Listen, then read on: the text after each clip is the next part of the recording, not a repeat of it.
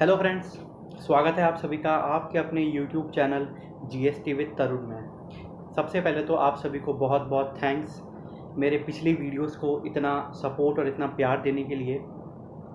Friends, इस channel पर आप सभी को पता है कि इस चैनल पर हम सीए फाइनल आईडीटी के चैप्टर वाइज क्वेश्चंस डिस्कस कर रहे हैं। पिछली वीडियोस में हमने अभी तक टाइम ऑफ सप्लाई, रजिस्ट्रेशन और कंपोजिशन स्कीम के कुछ इम्पॉर्टेंट क्वेश्चंस हैं, उनको हम लोग डिस्कस कर चुके हैं।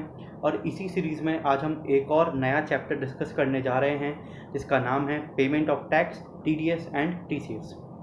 फ्रेंड्स, जैसा कि आप सभी को पता है कि हम जो क्वेश्चन डिस्कशन के लिए बुक रेफ़र कर रहे हैं वो है योगेंद्र बागड़ सर का कंपाइलर। जिन भी स्टूडेंट के पास ये बुक्स है वहाँ से वो क्वेश्चंस को गो थ्रू कर सकते हैं, और जिनके पास ये क्वेश्चंस नहीं हैं तो उसका जो क्वेश्चंस का पीडीएफ का जो लिंक है वो मैं अपने डिस्क्रिप्शन में दे दूँगा। वहाँ से आप इसको डाउनलोड करके क्वेश्चंस को देख सकते हैं। तो चलिए स्टार्ट करते हैं हम लोग। और हाँ फ्रेंड्स, वीडियो को स्टार्ट करने से पहले एक और चीज़ मैं आपको बताना चाहूँगा कि जो आईडीटी का सिलेबस है वो काफ़ी ज़्यादा वास्ट है, जिसके कारण काफ़ी स्टूडेंट को इसको लास्ट डे रिवाइज करने में काफ़ी प्रॉब्लम्स आती हैं। इसी प्रॉब्लम्स को ध्यान में रखते हुए हमने एक जो आईडीटी की चैप्टर वाइज हैं उनकी ऑडियो क्लिप्स बनाई हैं जो हमने हमारे टेलीग्राम चैनल पे अपलोड की हैं। उस टेलीग्राम चैनल को, इसका जो लिंक है मैं अपने डिस्क्रिप्शन में दे दूँगा, वहाँ से आप जाकर उसे ज्वाइन कर सकते हैं, या फिर आप टेलीग्राम पर डायरेक्ट जाकर भी आईडीटी ऑडियो क्लिप्स सर्च करेंगे तो आपको चैनल हमारा मिल जाएगा और वहाँ पर जाकर भी आप उसको ज्वाइन कर सकते हैं। फ्रेंड्स, एक और चीज़, अभी तक आपने हमारे इस यूट्यूब चैनल को अभी तक अगर आपने सब्सक्राइब नहीं किया है तो सबसे पहले जाकर चैनल को सब्सक्राइब कीजिए, क्योंकि हम आने वाले टाइम में जो और हमारे इम्पॉर्टेंट चैप्टर्स हैं उनके जो इम्पॉर्टेंट क्वेश्चंस हैं उनको भी हम डिस्कस करते रहेंगे ताकि हमें किसी भी तरह की कोई प्रॉब्लम्स ना आए। चलिए स्टार्ट करते हैं आज का हमारा डिस्कशन। सबसे पहले हम क्वेश्चन लेते हैं इलिस्ट्रेशन नंबर 9, जो कि है योगेंद्र बांगड़ सर का। पीडीएफ में आपको डिस्क्रिप्शन में दे दूंगा। देखते हैं पहला क्वेश्चन जो कि रिलेटेड है टीडीएस से। Computation of tax deduction at source, Manihar enterprises registered in Delhi is engaged in supply of various goods and services exclusively to government departments, agencies, etc. and person notified under the Section 51 of the CGST Act 2017. It has provided the information relating to the supplies made, their contract values, and payment due against each of them in the month of October 2019 as under. ठीक है, हमको कुछ contract दिए हुए हैं, ठीक है, और साथ ही साथ जो अक्टूबर मंथ का हमको लाइबिलिटी निकालना है उसका पेमेंट भी हमको साथ ही साथ दिया हुआ है। अब देखिए, सबसे पहले इस क्वेश्चन में जाने से पहले हम जो प्रोविजन है उसको डिस्कस कर लेते हैं। अभी जो प्रोविज़न है ये मैं डायरेक्ट क्वेश्चन से ले रहा हूँ, ठीक है, या फिर पहला करते हैं हम क्वेश्चन ही डिस्कस कर लेते हैं। देख लेते हैं क्वेश्चन में क्या बोला गया है। कि सबसे पहले बोला गया है supply of stationery to fisheries department Kolkata inclusive of value 2,60,000 and payment दिया हुआ है। इसी तरह supply of car rental services to municipal corporation of Delhi 2,95,000 20,000। इस तरह हमको वो सर्विसेज दी हुई है, ठीक है। अब हम पढ़ लेते हैं कि क्वेश्चन के आखिर में क्या बोला गया है कि you are required to determine amount of tax if any to be deducted from each of the receivable given above, assuming the rate of CGST, SGST and IGST as 9%, 9% and 18% respectively, और will your answer be different if Manihar enterprises is registered under composition scheme. सबसे पहले देख लेते हैं कि जो section 51 है CGST act का जो कि रिलेटेड है TDS से, वो क्या बोलता है। As per Section 51 of the CGST Act 2017, read with Section 20 of the IGST Act, following persons are required to be deducted CGST at the rate 1%, effective rate है टैक्स की 2%, ओके। मतलब CGST 1 and SGST 1 and IGST at the rate 2% from the payment made or credited to the supplier of taxable goods or services or both, where the total value of such supply under a contract 2,50,000। It means कि यदि कोई supplier है वो in respective persons को, कौन कौन से persons हैं, department established of the central government और स्टेट गवर्नमेंट की, मतलब स्टेट और सेंट्रल गवर्नमेंट का कोई भी डिपार्टमेंट, कोई भी लोकल अथॉरिटी लाइक हमारी नगर निगम, हमारे नगर परिषद, ठीक है, हमारी गवर्नमेंटल एजेंसीज, हमारी अथॉरिटी जिसको सेटअप किया गया है, जिसको सेटअप किया जाता है एक्ट ऑफ पार्लियामेंट या स्टेट लेजिस्लेचर के थ्रू, या फिर कोई भी गवर्नमेंट की स्टैब्लिश्ड, जहाँ पे 51% या उससे ज़्यादा का जो कंट्रोल है इक्विटी का वो किसके हाथ में है, गवर्नमेंट के हाथ में, या फिर कोई भी सोसाइटी जो कि रजिस्टर्ड है गवर्नमेंटल अथॉरिटी के अंडर में, या पब्लिक सेक्टर अंडरटेकिंग कि यदि कोई पर्सन इन अथॉरिटीज़ को, इन गवर्नमेंटल एजेंसीज को कोई भी सर्विस प्रोवाइड करता है, ठीक है, कोई भी गुड्स या सर्विसेज जो कि टैक्सेबल हैं, इंपॉर्टेंट चीज़ यहाँ पे क्या है, टैक्सेबल है, ठीक है। तो ये जो अथॉरिटीज़ हैं उनको यहाँ पर सरकार ने ऑथोराइज किया हुआ है कि यदि उनका जो अमाउंट है वो टैक्सेबल गुड्स का अमाउंट है, टैक्सेबल सर्विसेज का अमाउंट, वो एक्सक्लूसिव ऑफ टैक्स 2,50,000 से अबव जाता है, तो आपको यहाँ पर उन सर्विसेज पे या उन सप्लाईज पे 1% CGST, 1% SGST या 2% IGST के रेट से टैक्स काट के गवर्नमेंट को जमा कराना होता है, ठीक है। So further, for the purpose of deduction of tax, the value of supply shall be taken as the amount excluding CGST, SGST, UTGST and GST compensation sales indicated in the invoice। कि यदि आपको जो कोई invoice amount है वो मतलब आपको कोई कॉन्ट्रैक्ट अमाउंट है वो इंक्लूसिव ऑफ टैक्सेस है, तो सबसे पहले उसको एक्सक्लूसिव ऑफ टैक्सेस पे लाएंगे, देन उसके बाद हम जो यहाँ पे लाइबिलिटी है TDS की वो कंप्यूट करेंगे, ठीक है। और यदि वो 2,50,000 से अबव है तो ठीक। Since the given case Manihar enterprises is supplying goods and service exclusively to government department agencies etcetera and person notified under 51 की मतलब जो गवर्नमेंटल एजेंसीज हैं जो कि कोई डिपार्टमेंट्स हैं और जो कि सेक्शन 51 में नोटिफाइड हैं कि जिनको टैक्स डिडक्ट करने के लिए ऑथराइज किया गया है, तो उनको सर्विस सप्लाई की जा रही है, ठीक है, गुड सप्लाई की जा रही है।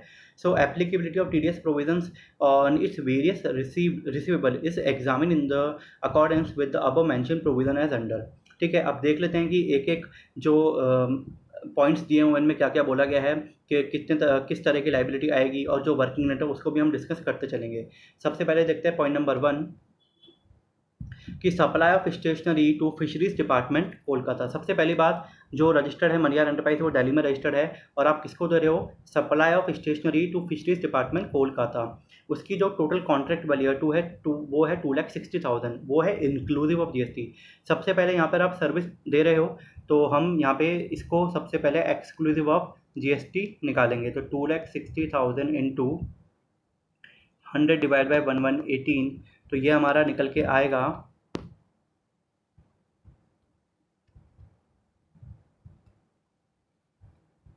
ये हमारा निकल के आएगा 2,20,339, ठीक है। तो हमको क्या बोला गया है कि यदि जब आपकी जो लाइबिलिटी है वो 2,50,000 से ऊपर जाती है तो ही यहाँ पर TDS की लाइबिलिटी अकर होती है। तो ये 2,20,339 है, तो इट मीन्स यहाँ पर TDS की लाइबिलिटी अकर नहीं होगी।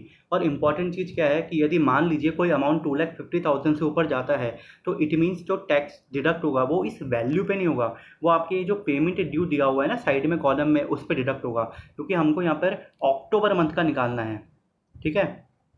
यहाँ पर हमको अक्टूबर मंथ का निकालना है, ना कि पूरे साल का, ठीक है। तो हम देख लेते हैं कि इसके आंसर में क्या दिया हुआ है। तो यहाँ पर दिया हुआ है कि supply of stationery to fisheries department Kolkata 2,60,000 का यहाँ पे टोटल कॉन्ट्रैक्ट वैल्यू है, पेमेंट जो है 15,000 का इसका, और यहाँ पर टैक्स यहाँ पे कुछ भी डिडक्ट नहीं है। वर्किंग नोट में क्या दिया हुआ है कि no TDS where total value of supply under the contract do not exceed 2,50,000 rupees being an inter state supply of goods, क्योंकि डिपार्टमेंट कहाँ का था, कोलकाता का था और आप दिल्ली के थे, ठीक। तो supply of stationery to fisheries department Kolkata is subject to IGST, बिल्कुल करेक्ट।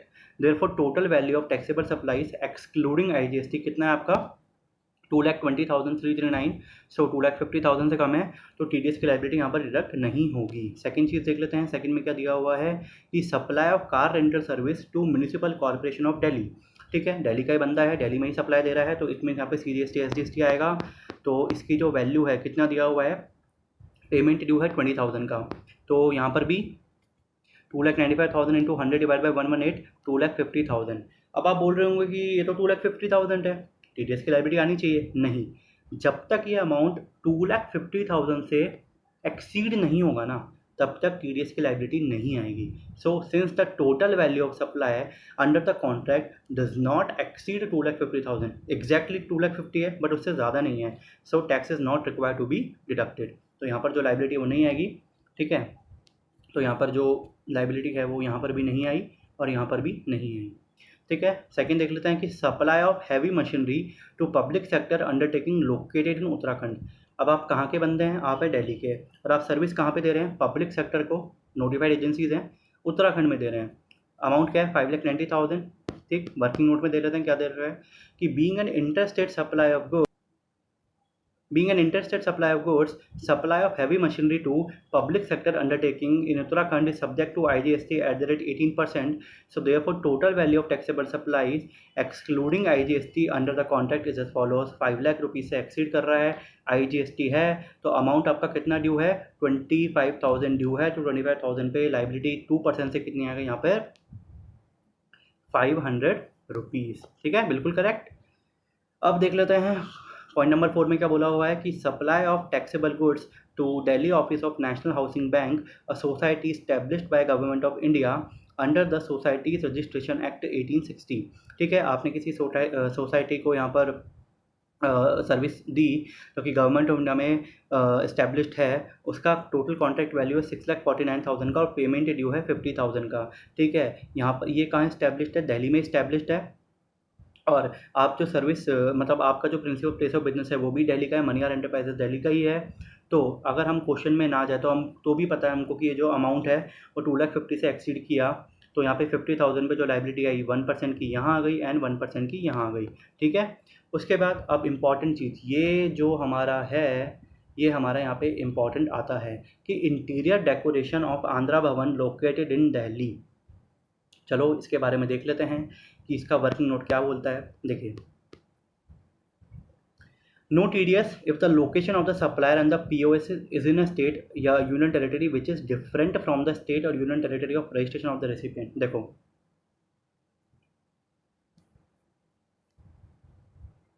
ये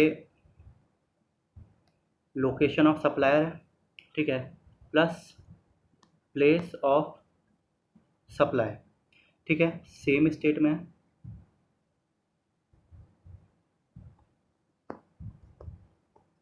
ये कहाँ पर है हमारा? दिल्ली में। ठीक है, अब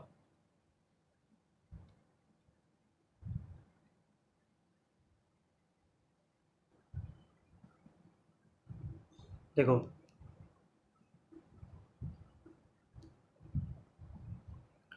जो लोकेशन ऑफ सप्लायर है और जो प्लेस ऑफ सप्लाई है वो कहाँ पे हमारा? दिल्ली। लेकिन हमारा जो रिसिपिएंट है वो हमारा आंध्र प्रदेश में लोकेटेड है। देखो, आपने एक इंटीरियर भवन है आंध्र भवन, सॉरी हाँ, एक इंटीरियर डेकोरेशन की सर्विस दी आपने आंध्र भवन में, जो कि आपका कहाँ है? दिल्ली में। सो इट मीन्स आपका प्लेस ऑफ सप्लाई कहाँ हुआ? दिल्ली में। और आपका जो लोकेशन ऑफ सप्लायर है मतलब जो मनिहार एंटरप्राइजेज है वो भी आपका कहाँ पे? दिल्ली का है। लेकिन आपका जो रिसिपिएंट है मतलब वो आंध्र भवन जो कि रजिस्टर्ड है वो कहाँ पे है? आंध्र प्रदेश में। सो इस केस में TDS की जो लाइबिलिटी है वो नहीं आएगी, कि इट मीन्स यदि आपका लोकेशन ऑफ सप्लायर और आपका जो प्लेस ऑफ सप्लाई है वो सेम स्टेट में है, लेकिन आपका जो रिसिपिएंट है उसका रजिस्टर्ड प्लेस ऑफ बिजनेस किसी दूसरे स्टेट में है, तो इस केस में जो TDS की लाइबिलिटी है वो अकर नहीं होती है। Got it? देख लेते हैं कि no TDS if the location of supplier and the place of supply is in a state which is different from the state of registration of the recipient. So proviso to section 51 subsection 1 of the CGST Act stipulate that no tax shall be deducted if the location of the supplier and the place of supply एक state में है which is different from the state or case as the may be union territory registration of the recipient, कि वो जो recipient है वो हमारा दूसरे स्टेट में है। So यहाँ पर stipulate the place of supply of service directly in relation to an immovable property including services provided by interior decorator। ठीक है, जो place of supply है वो वहाँ पे कहाँ पे आएगा? कि जहाँ पे आपकी प्रॉपर्टी एक्चुअल में लोकेटेड है, तो आंध्रा भवन आपका दिल्ली में लोकेटेड है तो POS आपका दिल्ली आएगा, और लोकेशन ऑफ सप्लायर जो है वो भी आपका दिल्ली में है, और लेकिन जो रिसिपिएंट है वो आंध्र प्रदेश की गवर्नमेंट है जो कि आंध्रा में रजिस्टर्ड है, तो इस केस में जो TDS की लाइबिलिटी है वो नहीं अकर होगी। ठीक है, तो यहाँ पर जो लाइबिलिटी है वो नहीं आई है। उसके बाद दिया हुआ है कि supply of printed books and printed postcard to a west Delhi post office. ये तो आंसर है, हम क्वेश्चन में देखते हैं कि क्या दिया हुआ है। कि देखिए, Supply of printed books and printed postcard to a West Delhi post office out of total contract value of 9,72,000, contract value और सप्लाई ऑफ बुक्स जो कि जीएसटी से एग्जम्प्ट है वो है 7 लाख की, और जो प्रिंटेड पोस्ट कार्ड हैं जिसको टैक्सेबल किया जाता है वो है 2,72,000 का, एंड उसमें भी हमारा जो पेमेंट ड्यू है वो बुक्स के रिलेटेड है 50,000 एंड 20,000 प्रिंटेड पोस्ट कार्ड से रिलेटेड है। अब देखिए हम सभी जानते हैं कि जो टीडीएस आता है वो सिर्फ और सिर्फ टैक्सेबल गुड्स की सप्लाई पे आता है, एग्जेम्प्ट पे नहीं आता है, ठीक है। तो इट मीन्स यहाँ पर जो 7 लाख का दिया हुआ है आपको बुक्स वाला, उस पर टीडीएस की लायबिलिटी अगर नहीं होगी, लेकिन जो 2,72,000 है, यदि वो 2,50,000, ये इंक्लूसिव ऑफ टैक्सेस हैं, अगर वो एक्सक्लूसिव ऑफ टैक्सेस 2,50,000 से ऊपर होता है तो जो 20,000 है उसके ऊपर लायबिलिटी अगर होगी, दिल्ली का है तो CGST SGST होगी। देख लेते हैं, क्योंकि यहाँ पे लायबिलिटी अगर नहीं होगी, क्योंकि वो 2,72,000 है, वो 2,50,000 से कम आ रहा है। कितना आ रहा है? 2,30,509। So it means does not exceed 2,50,000, so tax is not required to be deducted. अब देख लेते हैं हमारा लास्ट जो पॉइंट है इसमें दिया हुआ है कि maintenance of street light in municipal area of East Delhi, the maintenance contract entered into with the municipal corporation of Delhi also involve replacement of defunct light and other spares। देखो हमने कुछ service दी municipal area में east Delhi में, और साथ ही साथ हम कुछ जो लाइट्स हमारी ख़राब हो गई है उनका रिप्लेसमेंट भी कर रहे हैं, कि मतलब हम गुड्स भी प्रोवाइड कर रहे हैं। However, the value of supply of goods is not more than 25% of the value of composite supply, क्योंकि देखो हम सर्विस भी दे रहे हैं और साथ ही साथ हम गुड्स भी दे रहे हैं, तो ये हमारा कंपोजिट सप्लाई हो गया। लेकिन जो हम गुड्स दे रहे हैं ना, वो हमारी कंपोजिट सप्लाई के 25% से एक्सीड नहीं करता। फिर क्या दिया हुआ है कि जो ईस्ट दिल्ली में हम सर्विस दे रहे हैं कि in an activity in relation to any function interested to a municipality under article 243 of the constitution. देखो ये जो हमारी सर्विसेज है वो एंट्री 3A में एग्जेम्प्ट है, क्योंकि हम आर्टिकल 243W 243G में कोई भी गवर्नमेंटल एजेंसीज को, कोई भी गवर्नमेंटल डिपार्टमेंट को प्योरली हम सर्विस देते हैं, ठीक है। और अगर हम कंपोजिट सप्लाई दे रहे हैं, उसमें हमारा जो गुड्स का पार्ट है, गुड्स की सप्लाई है, वो 25% से एक्सीड नहीं करती। तो इस केस में जो भी अमाउंट आएगा, जो भी लायबिलिटी आएगी, वो एग्जेम्प्ट मानी जाएगी, मतलब सर्विस सप्लाई जो है एग्जेम्प्ट मानी जाएगी, तो उस पर जो लायबिलिटी है वो अकर नहीं होती। हम देख लेते हैं इसका आंसर क्या दिया हुआ है। आंसर दिया हुआ है कि composite supply of goods and service in which the value of supply of goods constitute not more than 25% of the value of the said composite supply provided to inter alia located local authority by way of any activity in relation to any function entrusted to municipality under article 243W of the constitution is exempt from GST। thus maintenance of street light and activity in relation to a function entrusted to municipality in municipal area of East Delhi involving replacement of defunct light and other spares where the value of supply of goods is not more than 25%। ठीक है, कि मतलब आप composite supply दे रहे हो, उसमें भी आपका जो गुड्स की सप्लाई है वो आपके 25% से एक्सीड नहीं करती, तो इट मीन्स ये आपका प्योरली एग्जाम सप्लाई है। तो इस केस में no tax is required to be deducted in the given case supply is exempt. ठीक है, तो यहाँ पर हम देख सकते हैं कि जो लाइबिलिटी है वो अकर नहीं हो रही है। हम सब एक और चीज़ पूछी थी कि क्या वो कंपोजिशन सप्लायर है तो टीडीएस की लाइबिलिटी आएगी नहीं आएगी, तो हम देख लेते हैं कि आंसर में दिया हुआ है कि the answer will remain unchanged even if Manihar enterprises registered under composition scheme, tax will be deducted in all cases where it is required to be deducted under section 51 of the CGST act including the scenarios where the supplier registered under composition scheme. कि मतलब चाहे वो normal scheme में हो चाहे composition scheme में हो, TDS की लाइबिलिटी तो अकर होती ही है। एक बहुत ही अच्छा क्वेश्चन था, क्योंकि टीडीएस का जो क्वेश्चन है सारे पार्ट्स तो नहीं, एक दो पार्ट्स आ जाएं, हमारे MCQs बेस्ड क्वेश्चन में भी आ सकता है, तो ये बहुत ही अच्छा क्वेश्चन था। चलिए देखते हैं दूसरा क्वेश्चन जो हमारे May 19 में 5 मार्क्स का आया था। ये क्वेश्चन भी टीडीएस की लाइबिलिटी से रिलेटेड है। स्टार्ट करते हैं। यश शॉपी और रजिस्टर्ड सप्लायर ऑफ जयपुर, ठीक है, is engaged in supply of various goods and service exclusively to government departments, agencies, local authority and persons notified under section 51 of CGST Act. You are required to briefly explain the provisions relating to tax deduction at source under section 51 of the CGST Act and also determine the amount of tax। ठीक, if any to be deducted from each of the receivable given below independent cases, assuming that the payments as per the contract value are made on 31/10/2019, the rate of CGST SGST और हमको दिया हुआ है IGST का, ये हमको मान के चलना है। सबसे पहली सर्विस कौन सी दे रहे हो आप कि supply of computer stationery to public sector undertaking located in Mumbai. कहाँ के हम सप्लायर हैं? जयपुर के हम सप्लायर हैं और हम कहाँ पे सर्विस दे रहे हैं? हम कहाँ पे सप्लाई दे रहे हैं? मुंबई में। ठीक है, the contract value is 2,72,000 inclusive of GST। फिर supply of air conditioner to GST department located in Delhi, the total contract value is 2,55,000 exclusive of GST। अब देखिए क्वेश्चन कैसे घुमा सकता है, यहाँ पे इंक्लूसिव है, यहाँ पे एक्सक्लूसिव है। कई बार क्या होता है कि हम क्वेश्चन के फ्लो में इतना बह जाते हैं कि हम ध्यान ही नहीं रहता, कि हम यही सोचते हैं कि सबको एक्सक्लूडिंग करना है क्योंकि सब अमाउंट हमको इंक्लूडिंग दिया हुआ है। गलत। देखिए यहाँ पे डायरेक्टली आपको एक्सक्लूसिव दिया हुआ है।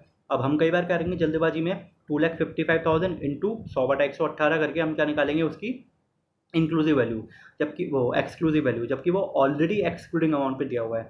सो इस चीज़ का हमको ध्यान रखना होगा कि क्वेश्चन को हमें बहुत अच्छे से पढ़ना होगा।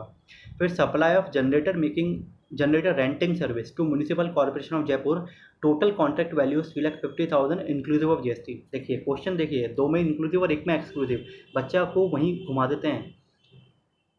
देखते हैं आंसर। सबसे पहले जब भी हम क्वेश्चन मतलब आंसर को स्टार्ट करेंगे तो हम प्रोविज़न लिखेंगे। भले ही प्रोविज़न आप जो भी आपने अपने नोट्स में लिखा होगा, जैसे आपने प्रिपरेशन की होगी उस हिसाब से लिखो, बट प्रोविज़न कंपलसरी है। उसके बाद ही आप अपने जो पॉइंट्स हैं उनके आंसर को डिफाइन करेंगे। ऐसा नहीं कि हम डायरेक्ट ही आंसर को डिफाइन कर देते हैं, नहीं, हम कम से कम 5 से 6 लाइन का जितना भी हमें प्रोविज़न याद है उतना प्रोविज़न तो हम कोट करेंगे, क्योंकि प्रोविज़न के मतलब हमको एक प्रेजेंटेशन हमारी काफ़ी अच्छी वहाँ पर दिखती है। ठीक है, as per section 51 of the CGST act, read with section 20 of the IGST act, following persons are required to deduct CGST at the rate 1%, SGST 1% and IGST 2% from the payment made or credited to the supplier, means deductee of taxable goods or services or both। ठीक है, किनको authorise किया गया है? Central government, state government के department को, local authority को, जितनी भी गवर्नमेंटल एजेंसीज है वो, या कोई पब्लिक सेक्टर अंडरटेकिंग है, या एक्ट ऑफ पार्लियामेंट या स्टेट लेजिस्लेचर से कोई सेटअप एक बॉडी है, ठीक है, कोई सोसाइटी रजिस्टर्ड है अंडर गवर्नमेंट या स्टेट गवर्नमेंट के अंडर में, ठीक है, तो इनको यदि कोई सर्विस दी जा रही है तो ये उस मतलब डिडक्टी को जब पेमेंट को क्रेडिट करेंगे, पेमेंट को पे करेंगे, तो उस पर TDS को डिडक्ट कर लेंगे और गवर्नमेंट को पे करेंगे। ठीक है, since in the given case Yash shop is supplying goods and service exclusively to government departments, agencies etcetera and persons notified under section 51, applicability of TDS provision on its various receivable is exempt in accordance examined in accordance with the above mentioned provision is under। सबसे पहला वो एक PSU है जो कि मुंबई में located है, उसको कंप्यूटर स्टेशनरी सप्लाई कर रहा है। टोटल कॉन्ट्रैक्ट वैल्यू कितनी है? 2,72,000। आंसर देख लेते हैं कि no TDS where total value of supply under the contract does not exceed 2,50,000। 2,72,000 inclusive था, इसको हमने एक्सक्लूडिंग किया 2,42,857, तो यहाँ पर लाइबिलिटी नहीं आएगी। सेकेंड चीज़ कि supply of air conditioner to GST department located in Delhi, ठीक है, 2,55,000। अब हम इसको एक्सक्लूसिव नहीं करेंगे, ठीक है, क्योंकि ऑलरेडी एक्सक्लूसिव अमाउंट पे है। ध्यान रखना इस चीज़ का, कई बार हम बह जाते हैं, सही में फ्लो में बह जाते हैं, हम नहीं रखते ध्यान, हम इसको भी एक्सक्लूसिव निकाल लेते हैं, लेकिन इसको एक्सक्लूसिव नहीं निकालेंगे क्योंकि ये ऑलरेडी एक्सक्लूडिंग है। ठीक है, तो अब आप जयपुर के बंदे हो, दिल्ली में सर्विस दे रहे हो, दिल्ली में सप्लाई कर रहे हो, तो IGST आएगा 2% से, तो 5,100 is correct answer. Supply of generator renting service to municipal corporation of Jaipur, Jaipur में ही दे रहे हो, 3,30,000 है, 3,50,000 है। ओके, एक्सक्लूसिव ऑफ टैक्स क्या? 3,12,500, तो लाइबिलिटी कितनी है? 3,125। ठीक है, since the total value of supply under the contract exceed 2,50,000, so tax is required to be deducted. तो ये भी एक अच्छा क्वेश्चन था, क्योंकि इसमें ये वाला जो पार्ट था ये थोड़ा सही था, क्योंकि एक्सक्लूसिव था। कई बार गलती हो जाती है तो मार्क्स डिडक्ट भी हो जाते हैं। देखते हैं हम आज का आखिरी क्वेश्चन हमारा, payment of tax. Miss Nitya has the following balances in her electronic cash ledger as on 28/2/2020 as per GST portal. Major heads दिए हुए हैं, इलेक्ट्रॉनिक कैश लेजर में उसका कुछ बैलेंस ऑलरेडी है, सो माइनर हेड्स। ठीक है, अमाउंट दिए हुए हैं हमको, SGST के दिए हुए हैं, साथ ही साथ IGST के दिए हुए हैं। Her tax liability for the month of Feb 20,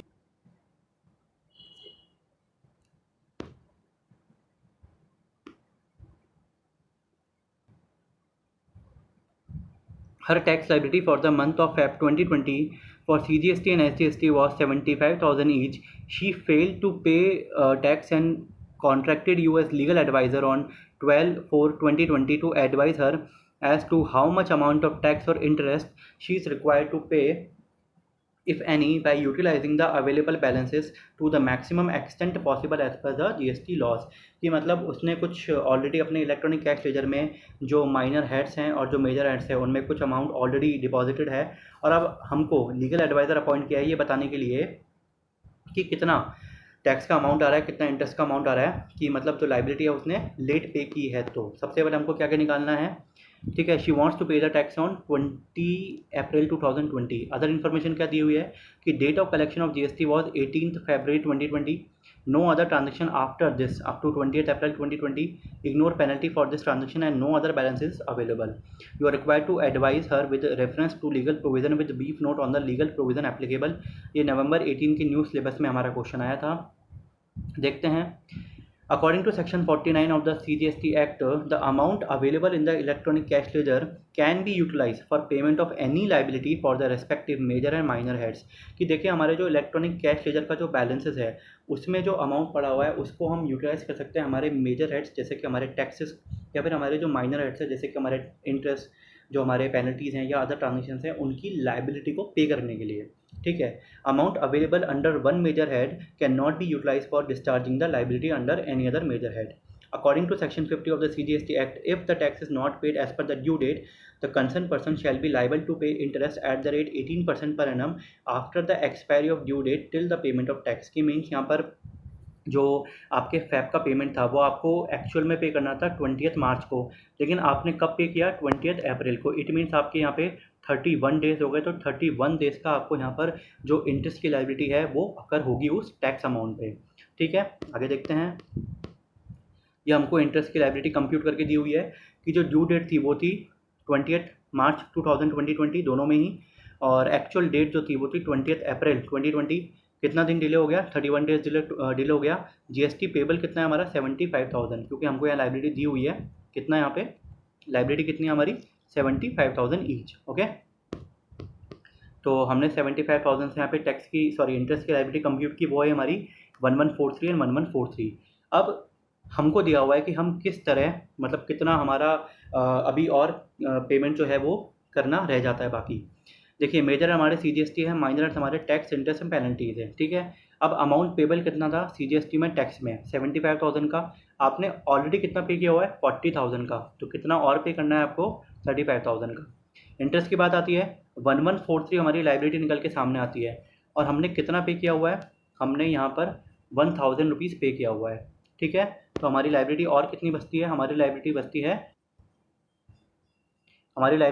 143 rupees. Penalty हमको मतलब ऑलरेडी हमने जमाया है तो इसका हमको कुछ नहीं देखना, ठीक। इसी तरह SGST में आएगा कि 75,000 का हमारा जो अमाउंट पेबल था वो था, हमने ऑलरेडी 80,000 पड़े हुए हैं, तो हमको और कुछ हमारे इलेक्ट्रॉनिक कैश लेजर में डिपॉजिट नहीं करना, क्योंकि हम यहाँ और डिपॉजिट करने की बात कर रहे हैं। ये ऑलरेडी डिपॉजिटेड है और ये और डिपॉजिट करने की बात कर रहे हैं। जब ऑलरेडी 80,000 डिपॉजिटेड है और करना सिर्फ 75,000 पे है, तो यहाँ पर कुछ भी हमको और पे करने की ज़रूरत नहीं है, और डिपॉजिट करने की ज़रूरत नहीं है। इंटरेस्ट की बात की जाए तो 1143 की लाइबिलिटी आती है, 400 डिपॉजिट है, तो और कितना डिपॉजिट करोगे 743 रुपीज़। पेनल्टीज़ कुछ है नहीं, ऑलरेडी डिपॉजिटेड है, एंड फीस ऑलरेडी डिपॉजिटेड है। उसके बाद क्योंकि इसके रिलेटेड टैक्स मतलब लाइबिलिटी है भी नहीं। बात की जाए हमारे IGST की, तो IGST में भी ऐसा कुछ हमको पे नहीं करना है, और ये अमाउंट हमारा ऑलरेडी पे है। तो फ्रेंड्स यहाँ पर हमारा जो पेमेंट ऑफ टैक्स TDS से रिलेटेड जो डिस्कशन था वो यहाँ पर कंप्लीट होता है। होप आप लोगों को वीडियो पसंद आया होगा। अगर वीडियो पसंद आया होगा तो वीडियो को लाइक ज़रूर करें, हमारे चैनल को सब्सक्राइब ज़रूर करें, क्योंकि हम आने वाले टाइम में और भी जो इम्पोर्टेंट चैप्टर के क्वेश्चंस हैं उनको भी हम डिस्कस करेंगे, और जो भी अदर चैप्टर्स हैं जो आपको इम्पोर्टेंट लगते हैं और जिनके क्वेश्चंस को आप डिस्कस करना चाहते हैं, उसके लिए भी आप हमारे कमेंट बॉक्स में डाल सकते हैं कि इस क्वेश्चन के डिस्कस ज़रूर करें। सो हम ज़रूर इस क्वेश्चन को डिस्कस करेंगे। So thank you friends.